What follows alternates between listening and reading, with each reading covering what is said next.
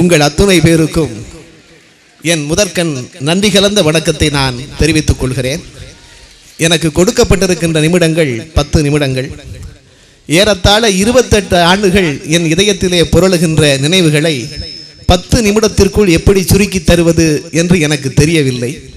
இருந்தாலும் ஒரு மேடையிலே எப்படி பேச வேண்டும் என்று எனக்கு சொல்லி தந்தது இந்த பூமி, இந்த கல்லூரி தான். மேடையில் எப்படி பேச்சாளனாக மிளிர வேண்டும் என்று எனக்கு சொல்லி தந்த கல்லூரி இந்த கல்லூரி. ஏனென்றால் சமீபத்திலே தமிழகத்தினுடைய மிகப்பெரிய விழா, தமிழகத்தின் புகழ்பெற்ற ஒரு ஆன்மீக பேச்சாளர் ஒருவரும் நானும் அந்த மேடையிலே அமர்ந்திருக்கிறோம். அவருடைய பெயர் வேண்டாம். அப்பொழுது அறிமுகப்படுத்துவதற்கு அந்த கல்லூரியினுடைய மாணவர் வருகிறார்.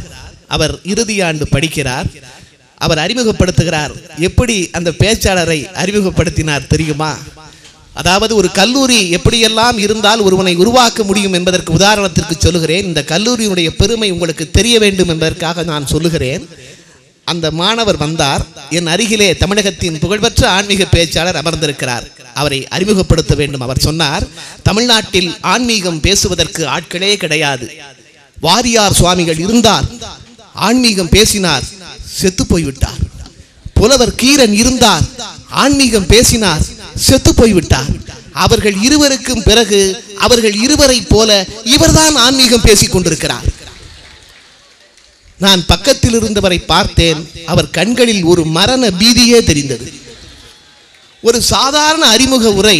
இங்கே இந்த நிகழ்ச்சியை தொகுத்து வழங்கிக் கொண்டிருக்கிற மரியாதைக்குரியவர்கள் எப்படியெல்லாம் வழங்கிக் கொண்டிருக்கிறார்கள் என்பதை நான் ரசித்து பார்க்கிறேன். அதற்கு காரணம் இந்த கல்லூரி வளாகம், எங்களை போன்றவர்களை அது உருவாக்கியது.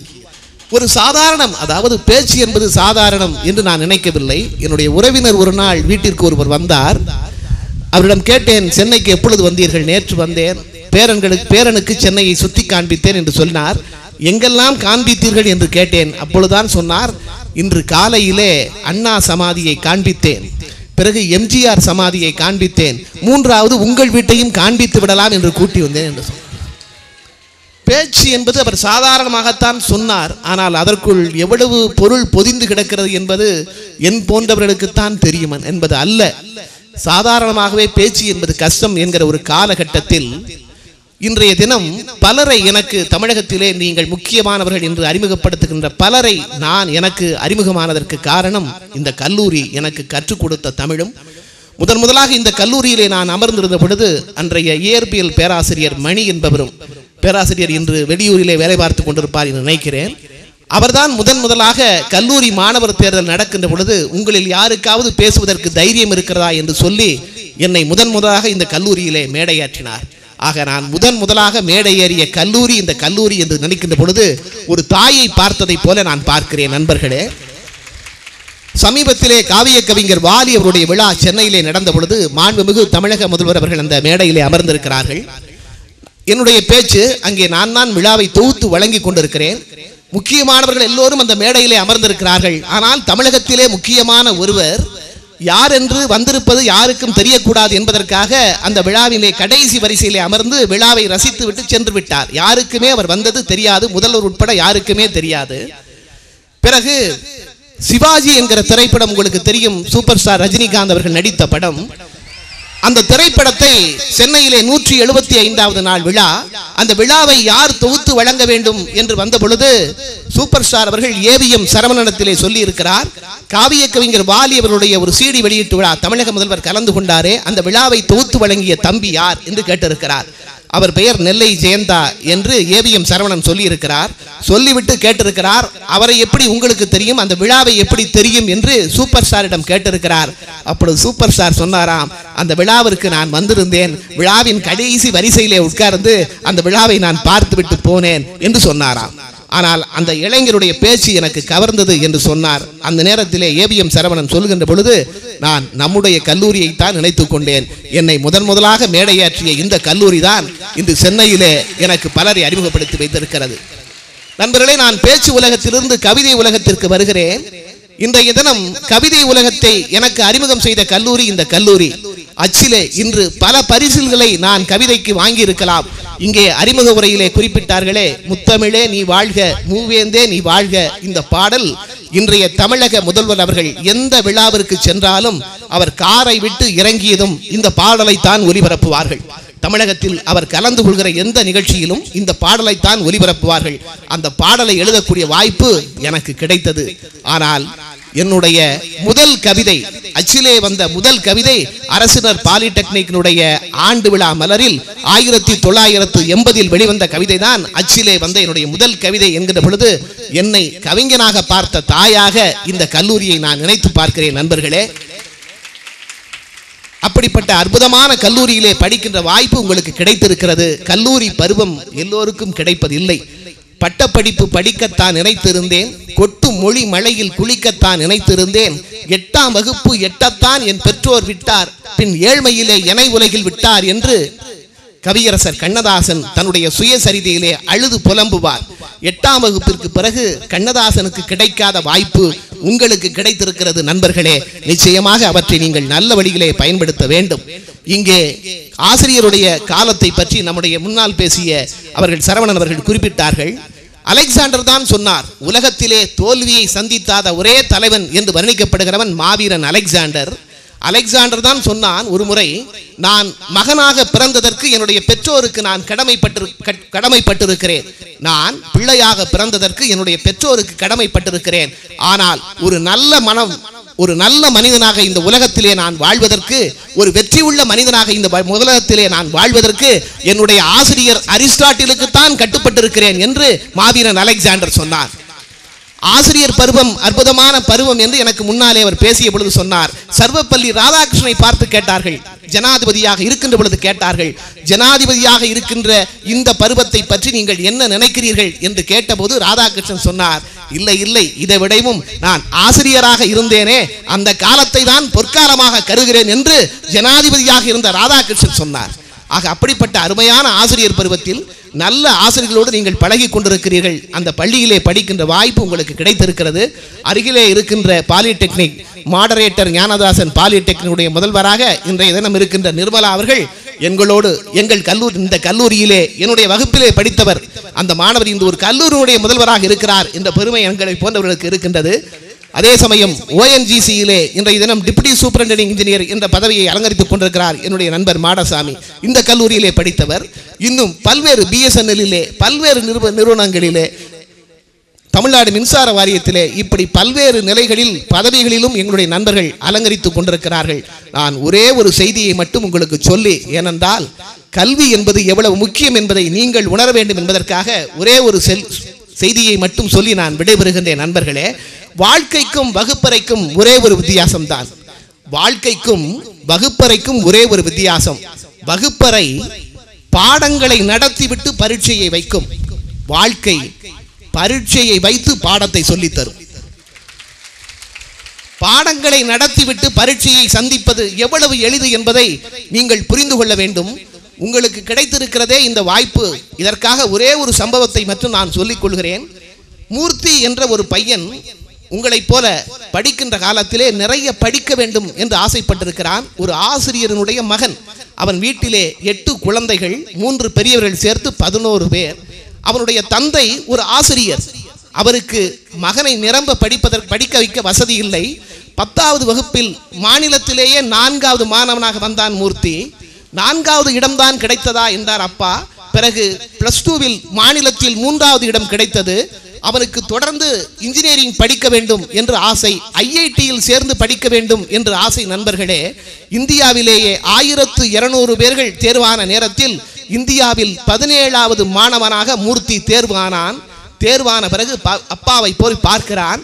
நான் IITயில் சேர வேண்டும், இந்தியாவிலேயே 17வது இடம் எனக்கு கிடைத்திருக்கிறது என்று அவன் அப்பா சொன்னார். 8 தம்பி தங்கைகளோடு பிறந்தவன் நீ, உன்னை வெளியூர் IITயில் படிக்க வைக்க என்னிடம் வசதி இல்லை, உள்ளூர் பொறியியல் கல்லூரியிலே படி என்று சொன்னார் அவனுடைய தந்தை. வேறு வழி இல்லாமல் வறுமையின் காரணமாக உள்ளூரில் இருந்து படித்தான். பொறியியல் கல்லூரியில் முதல் மாணவனாக வந்தான். முதல் மாணவனாக வந்ததால் தொடர்ந்து மேல் படிப்பை IITயில் படிப்பதற்கு, MTech படிப்பதற்கு வாய்ப்பு கிடைத்து படித்தான், ஜெயித்தான். அந்த மூர்த்தி யார் என்று நீங்கள் கொஞ்சம் நினைத்து பாருங்கள். IITயில் படிப்பதற்கு அவனுக்கு வறுமை அவனை படிக்க விடவில்லை. ஆனால் தம்பிகளே, தங்கைகளே, அந்த மூர்த்தி நடத்துகின்ற கம்பெனியில் இன்று வேலை கிடைக்காதா என்றுதான் உங்களை போன்ற பொறியாளர்களும் ஐஐடியில் படித்தவர்களும் கனவு காண்கிறார்கள். அந்த அளவிற்கு வாழ்க்கையில் ஜெயித்த மூர்த்தி தான் யார் என்று நீங்கள் மனதிற்குள் கொஞ்சம் அசை போட்டு பாருங்கள். இந்தியா இன்று தகவல் தொழில்நுட்ப துறையிலே வல்லரசாக இருக்கின்றது என்றால் ஒரே ஒரு நபரை நோக்கித்தான் நம்முடைய கைவிரல் நீட்ட முடியும் என்று சொல்கிறார்களே, இன்ஃபோசிஸ் நிறுவனத்தினுடைய அதிபர் நாராயண மூர்த்தி தான் அவர் என்பதை நீங்கள் மறந்து விடாதீர்கள். ஐஐடியில் படிப்பதற்கு அவருக்கு வறுமை தடை செய்தது. ஆனால் இன்று ஐஐடி படிப்பவருடைய கனவை கூட நிறைவேற்றுகின்ற உயர்ந்த இடத்திலே மூர்த்தி இருக்கிறார் என்றால் நமக்கு அற்புதமான பெற்றோர்கள் வாய்த்திருக்கிறார்கள். நினைக்கக்கூடிய கல்லூரியிலே படிக்க வைக்கக்கூடிய பெற்றோர்கள் வாய்த்திருக்கிறார்கள். அற்புதமான ஆசிரியர்கள் நமக்கு வாய்த்திருக்கிறார்கள். நல்ல கல்லூரி நமக்கு வாய்த்திருக்கிறது. அந்த வகையில் வாழ்க்கையில் நீங்களும் ஜெயிக்க வேண்டும் என்ற வாழ்த்துக்களையும் இந்த நேரத்தில் தெரிவித்து, இந்த நல்லதொரு வாய்ப்பை உங்கள் மத்தியிலே நான் பங்கு பெறுவதற்கு கிடைத்த நல்லதொரு வாய்ப்பிற்கு நன்றி சொல்லி விடைபெறுகிறேன். நன்றி, வணக்கம். வாழ்த்துரை வழங்கிய கவிஞர் நெல்லை ஜெயந்தா அவர்களுக்கு எங்களது நன்றியினை தெரிவித்துக் கொள்கிறோம். அடுத்து பொன்விழா பேருரையாற்ற திருநெல்வேலி மனோன்மணியம் சுந்தரனார் பல்கலைக்கழக டீன் டாக்டர் DMA சுரேந்திரா அவர்களை அன்புடன் அழைக்கின்றோம். இந்த நல்ல மேடைதனிலே மாணவர்களை பற்றி, ஆசிரியர்களை பற்றி, இந்த கல்லூரியை பற்றி அருமையான செய்திகள் சொல்லப்பட்டன. இந்த கல்லூரிக்குள்ளே காலையிலே நான் வரும் பொழுது இந்த கல்லூரியிலே இப்பொழுது படித்து கொண்டிருக்கின்ற மாணவர்களும் இந்த கல்லூரியினுடைய முன்னாள் மாணவர்களும் ஆசிரியர்களும் கலந்து உரையாடிய ஒரு இனிமையான ஒரு சங்கம நிகழ்ச்சி நடைபெற்றது. அதை தொடர்ந்து 2 மணி நேரத்திற்கு மேலாக நடைபெறும் இந்த நிகழ்ச்சியில் அமைதியாகவும் பொறுமையாகவும் கட்டுப்பாடோடும் இருக்கக்கூடிய மாணவ மாணவிகளை நான் பார்க்கின்றேன். இங்கே ஒரு பரீட்சை நடந்தது. இங்கே பேசிய மரியாதைக்குரிய ஆசிரியர் ஸ்டான்லி பக்கெட் அவர்கள் சொன்னார்கள், இம்மாவட்டத்தினுடைய முன்னாள் ஆட்சித்தலைவர் திருமதி ஜோதி நிர்மலா அவர்கள் இந்த மாணவர்கள் அமைதியின் இருப்பிடம் என்று சொன்னார்கள். அதற்கு சான்றளிக்கக்கூடிய வகையிலே இந்த அமைதிக்கு எவ்வளவோ சோதனைகள் வந்த நிலையிலும் கூட மிக அமைதியாக பொறுமை காக்கக்கூடிய நீங்கள் உலகத்திற்கே எடுத்துக்காட்டு. இந்த கல்லூரிக்கு வரக்கூடிய முகப்பிலே மிக அருமையாக இந்த கல்லூரியை ஆலயம் என்று குறிப்பிட்டிருக்கிறார்கள். கிரேக்கர்களும் ரோமானியர்களும் கல்வி நிறுவனங்களை அல்மா மேட்டர் என்று அழைக்கிறார்கள். அல்மா மேட்டர் என்றால் தமிழிலே தாய் என்று சொல்வதை விட பால் கொடுத்து வளர்க்கும் தாய் என்று பொருள்படும். அந்த அடிப்படையிலே இந்த கல்லூரி ஒரு அரசு கல்லூரியாக இருந்தாலும் 50 ஆண்டு காலமாக இந்த கல்லூரி அறிவின் ஊற்றுக்கண்ணாக இருந்து பல்வேறு சாதனையாளர்களை படைத்திருக்கிறது.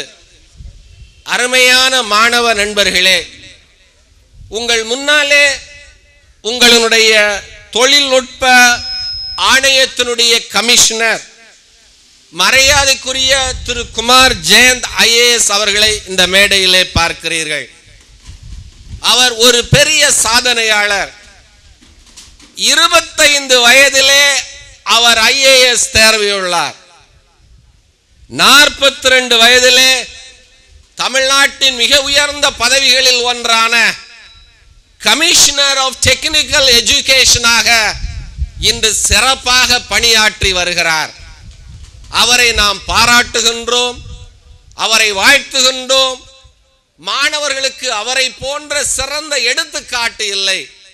இங்கே பெரிய கல்வி ஸ்தாபனங்களை உருவாக்கிய பிதாமகர்கள் இருக்கிறார்கள். திரு லக்ஷ்மணன் இருக்கிறார்கள், திரு கிருஷ்ணபிள்ளை அவர்கள் இருக்கிறார்கள், திரு தயாபரன் அவர்கள் இருக்கிறார்கள். இந்த தொழில்நுட்ப கல்லூரியிலே படித்த இந்த மாணவர்கள் பெரிய கல்லூரி நிறுவனங்களை ஏற்படுத்தி இருக்கிறார்கள். இந்த கல்வி ஒரு விளக்கை ஏற்படுத்தி இருக்கிறது. ஆனால் இந்த விளக்குகள் ஏராளமான விளக்குகள் உருவாவதற்கு காரணமாக அமைந்திருக்கிறார்கள். இவர்களை வாழ்த்துகின்றோம், இவர்களை பாராட்டுகின்றோம். இவர்கள் அத்தனை பேரையும் நீங்கள் பார்க்கும்போது அருமையான மாணவ பிள்ளைகள் ஒரு விஷயத்தை ஞாபகப்படுத்திக் கொள்ள வேண்டும். இவர்கள் அத்தனை பேரும் இளைஞர்களாக இருக்கிறார்கள்.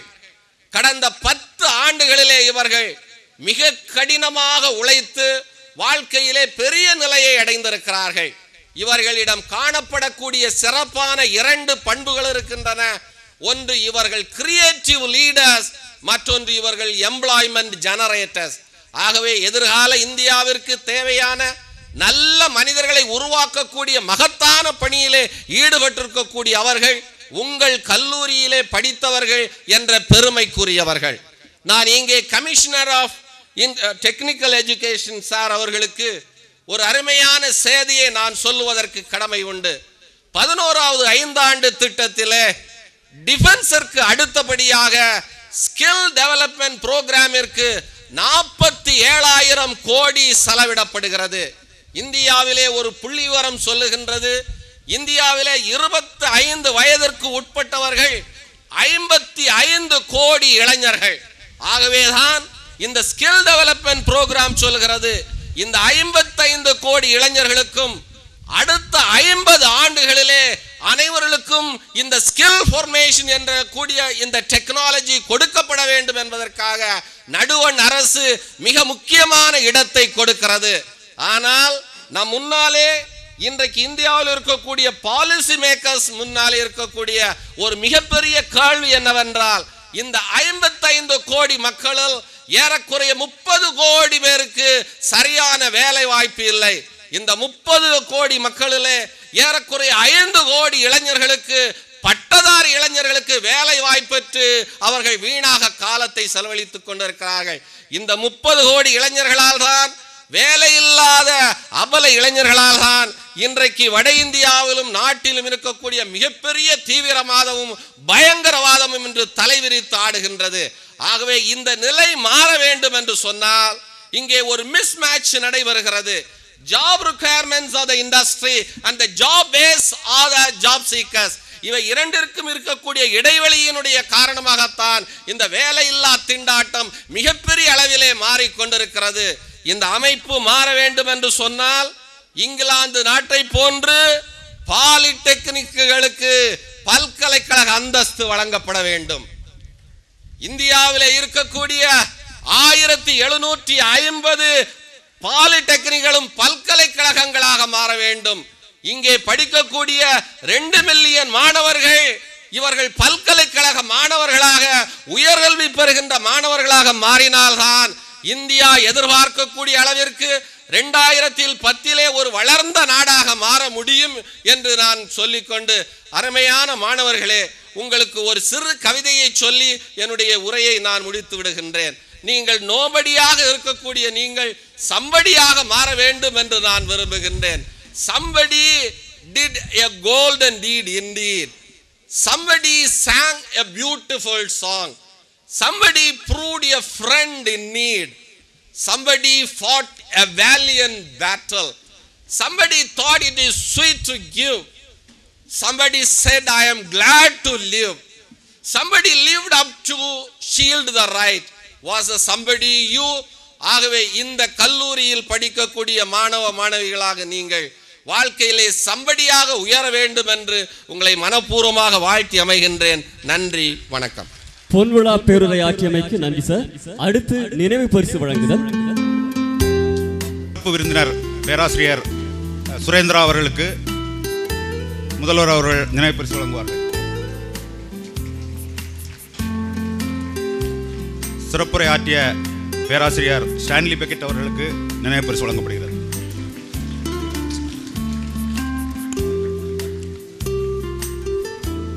வாழ்த்துரை வழங்கிய திரு லட்சுமணன் அவர்களுக்கு நினைவு பரிசு வழங்கப்படுகிறது.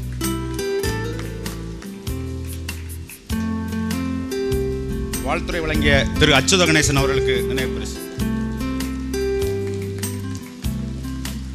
வாழ்த்துரை வழங்கிய கவிஞர் ஜெயந்தா அவர்களுக்கு நினைவு பரிசு வழங்கப்படுகிறது.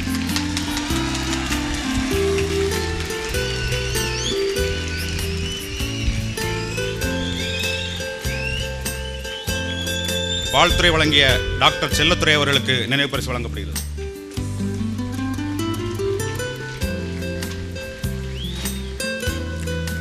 வாழ்த்துறை வழங்கிய திரு சாமி பிள்ளை அவர்களுக்கு நினைவு பரிசு வழங்கப்படுகிறது.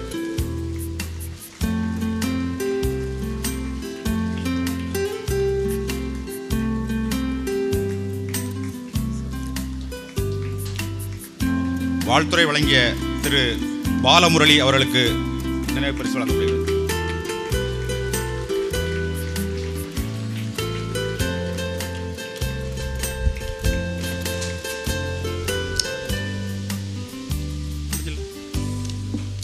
வாழ்த்துறை வழங்கிய பேராசிரியர் சரவணன் அவர்களுக்கு நினைவு பரிசு வழங்கப்படுகிறது.